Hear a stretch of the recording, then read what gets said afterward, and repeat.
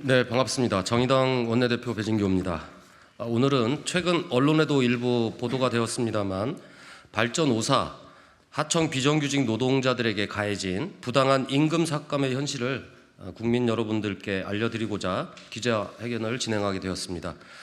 저는 전반기 정무위 활동을 하면서 김용균 특조위 이행 현황 등을 점검했습니다. 그 과정에서 발전 현장의 열악함에 대해 더 깊게 알게 됐고 국정감사를 통해서 미진한 진행 상황을 질책하기도 했습니다. 그러나 오늘 기자회견에서 확인하실 수 있듯이 여전히 발전사 하청 비정규직 노동자들에게 부당한 대우와 교통이 강요되고 있는 것 같아 너무 안타깝습니다. 그럼 먼저 우리 유호정 의원님을 통해서 이번 발전 호기 정지기간 일정 일수 초과에 따른 총 630억 원의 노무비 삭감의 문제에 대해서 들어보도록 하겠습니다. 네, 안녕하세요. 정의당 국회의원 류호정입니다. 발전소 하청 노동자 체불임금 628억 원, 발전 5사와 산자부가 해결하십시오. 발전 5사가 발전기 공사 정비를 빌미로 하청 노동자 노무비 628억 원을 삭감했습니다. 노무비를 삭감했으니 당연히 노동자들이 임금을 제대로 받았을 리 없습니다. 노무비 착복을 막기 위한 적정 노무비 사업도 시범사업 한 번 하고 감감무소식입니다. 임금체불 방지법을 대표 발의한 국회의원으로서 도저히 묵과할 수 없는 사안입니다. 이번 노무비 삭감에 따른 임금체불의 근본 원인은 발전소의 다단계 하도급 때문입니다. 간접 고용으로 중간 착취당하는 것이 기본값인데 여기에 노무비 삭감까지 당했으니 노동자들 심정이 어떻겠습니까? 발전사와 정부는 책임 있는 답변을 내놓아야 합니다. 김용균 노동자 죽음 이후 정부는 발전산업 안전 강화 방안을 발표하며 발전산업 고용구조 개선에 대한 기대감을 높였지만 결국 희망 고문에 불과했습니다. 발전소 운전 정비 분야 6천여 명이 넘는 하청 노동자 중에서 지금까지 단 한 명도 정규직으로 전환된 사람이 없습니다. 발전사 노동 문제에 문재인 정부는 임기 끝까지 미적거렸고 윤석열 정부는 아예 관심조차 없습니다. 정부가 약속한 정규직 전환은 어디로 간 것입니까? 거대 양당 모두 민생, 입에 침이 마르게 말하지만 모두 말잔치일 뿐입니다. 노동 문제야말로 가장 중요한 민생 아닙니까? 노동 없는 민생 타령 이제 그만하십시오. 발전소 비정규 노동자에 대한 착취를 멈추고 노동권 보장을 위해 공공기관이 책임지는 공영화가 필요합니다. 임금 체불 문제부터 해결합시다. 저는 노동조합과 함께 발전소 노동자들의 노동권 보장을 위해 최선을 다하겠습니다. 감사합니다. 네, 다음은 공공운수 공공기관 사업본부 강철 본부장님을 통해서 윤석열 정부가 추진하고 있는 공공기관의 민영화와 위험의 외주화 그리고 대략적인 이번 발전사 문제에 대해서 들어보도록 하겠습니다. 미세먼지가 많아서 발전소를 긴급하게 멈춘 날, 대기오염 줄이자고 발전소 일부 멈추고 설비 개선 공사한 날, 발전소 성능을 개선해서 발전기 멈추고 정비한 날. 근데 이런 날 발전소에서 일하는 노동자들, 특히나 비정규직 노동자들의 일상 업무는 멈춰지지 않습니다. 그런데 발전사는 이런 경우에 일상 정비 업무의 도급비를 70% 이상 깎았습니다. 국가계약법 이야기하지만 법적 근거가 아무것도 없습니다. 다만 예전에 해왔으니 그냥 한다 이렇게 얘기합니다. 그리고 문제점이 지적되고 이야기됨에도 불구하고 앞으로도 하겠다라고 이야기하고 있습니다. 우리는 지난 시간 오랫동안 중간 착취 근절하자, 중간에 용역업체가 돈 떼먹으면 안 된다, 비정규직 정규직화 이야기를 많이 했습니다. 윤석열 정부 노동시장의 이중구조 이야기하고 있습니다. 불합리하고 불법 눈 감지 않겠다고 이야기합니다.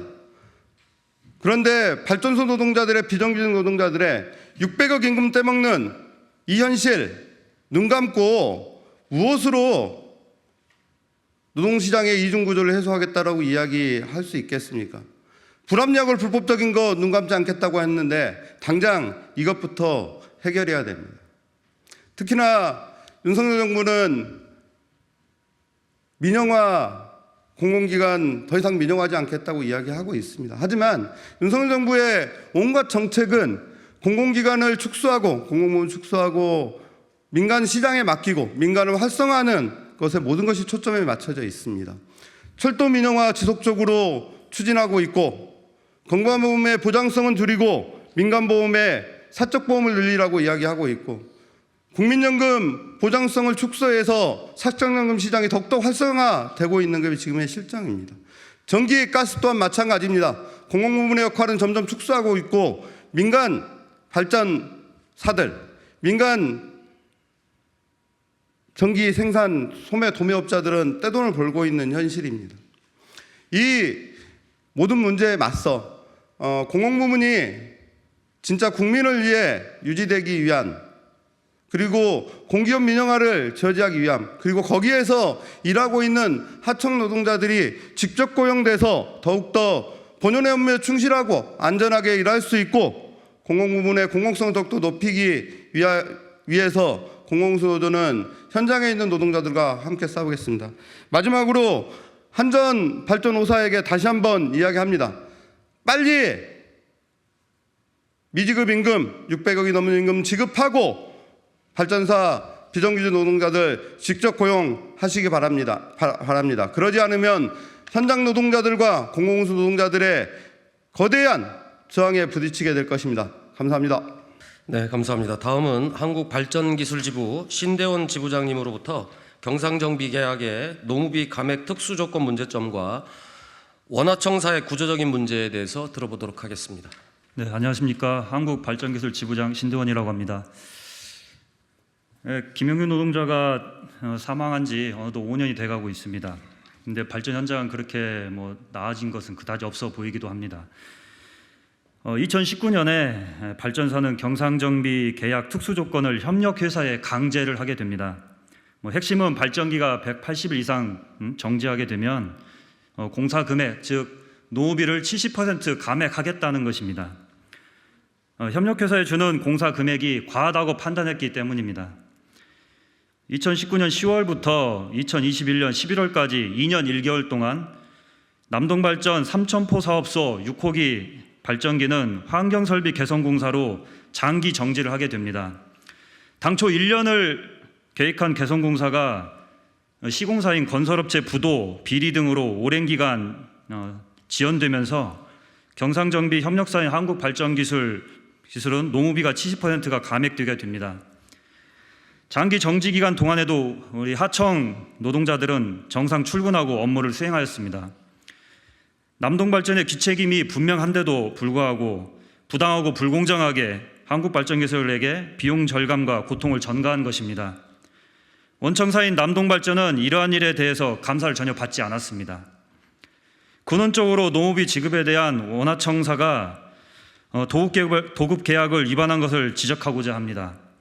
발전사는 10수년 전부터 용역 계약서에 경상정비 노동자들 노후비는 노후비 전용 계좌에 입금해주고 지급 여부를 감독하게 되어 있었습니다. 실제 올바르게 지켜지고 있는지는 지금도 의문입니다. 진짜 사용자인 발전사의 횡포에 하청회사는 그냥 침묵할 뿐입니다. 여기에 발전 비정규직 노동자는 제3자이면서 노동력과 노후비를 착취하고 있는 것입니다. 발전사는 자신들의 이윤 추구를 위해서 하청 노동자를 기만하였습니다. 더구나 삭감없는 경상정비 노후비 지급은 고 김영균 노동자 산재 사망사고 이후 사회적 약속과 합의였습니다. 여기 계신 국회의원 여러분들 그리고 언론인 여러분들의 지속적인 관심과 지원이 필요합니다. 이상입니다. 고맙습니다. 네, 감사합니다. 마지막으로 금화 PS지부 송상표 지부장님으로부터 고 김용균 노동자의 죽음 이후 만들어진 적정 노무비 지급 협약이 왜 제대로 지켜지고 있지 않은지 현장의 목소리를 들어보도록 하겠습니다. 태안화력발전소에서 비정규직으로 일하고 있는 발전 노동자 금화 PSC 지부장 송상표 말씀드리겠습니다. 태안화력발전소에서 김영균 청년 노동자의 안타까운 죽음으로 발전소에서 일하는 노동자들의 일터가 얼마나 열악한 환경인지, 또 얼마나 많은 시간을 일하고 있는지, 그리고 그 노동자들이 일한 만큼 임금을 받지 못하고 있는지를 알렸습니다. 그리고 그 사실에 국민들은 분노하였습니다.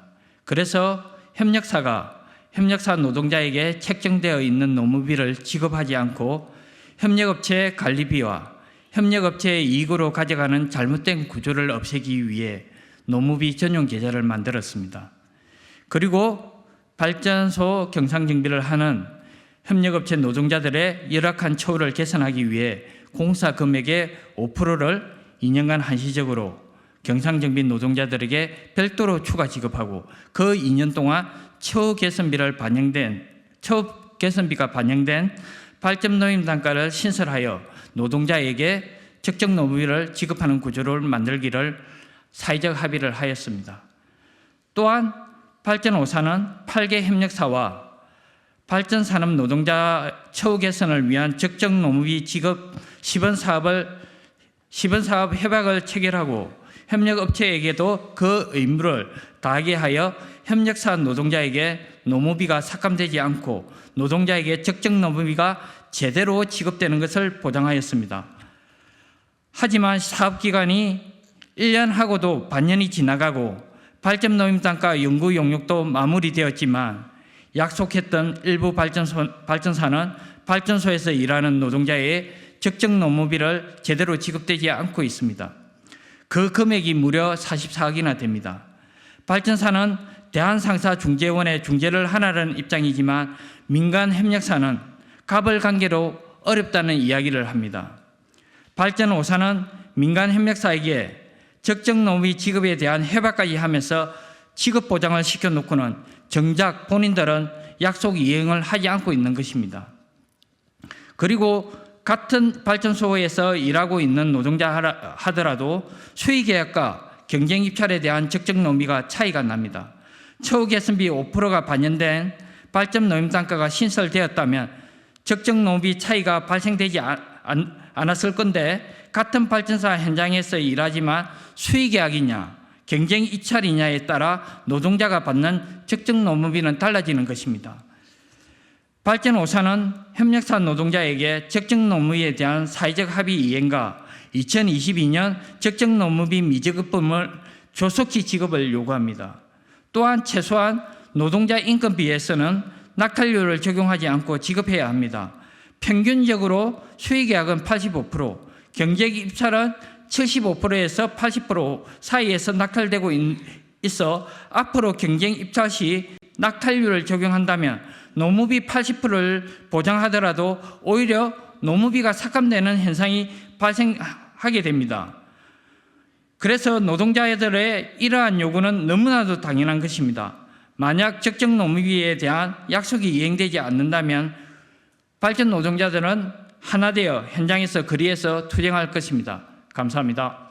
2018년 고 김용균 노동자의 죽음으로 위험의 외주와 특히 발전소에서 일하는 노동자의 열악한 현실이 사회적으로 큰 이슈가 되었습니다. 정부가 주도적으로 특별조사위원회를 구성하고 개선책을 만들어서 제시했고 발전사들도 적극적으로 협조하겠다고는 했지만 현실은 크게 변한 것이 없습니다. 무엇보다 발전사의 다단계 하도급과 5개 발전사들이 경쟁하듯이 경비를 쥐어짜는 구조적인 문제가 근본적으로 바뀌고 있지 않기 때문입니다.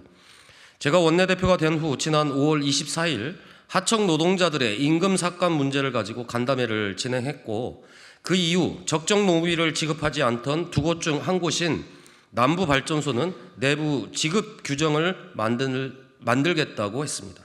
여전히 남동발전은 22년 적정 노무비 지급을 꺼리고 있습니다.